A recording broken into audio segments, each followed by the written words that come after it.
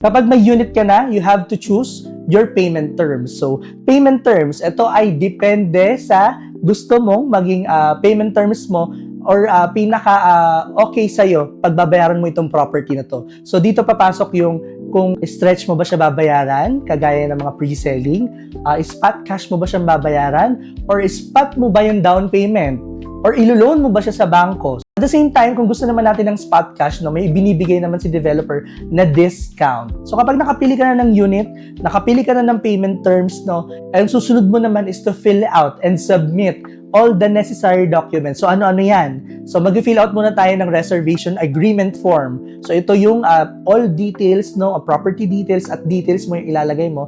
At ito po yung reservation katunayan ng agreement nyo, unang agreement nyo ni developer po, dun sa kinukuha mong property.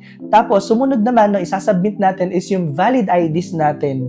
So valid IDs or yung mga citizenship IDs natin, no, kung working abroad, syempre. Tapos magsasubmit din tayo ng certificate of employment, so mga COE or mga job contract natin sa ibang bansa. So ibig sabihin, chine-check muna natin if applicable kayo or eligible kayo para makakuha ng condo dito sa Pilipinas kasi meron po tayong sinusunod na required salary.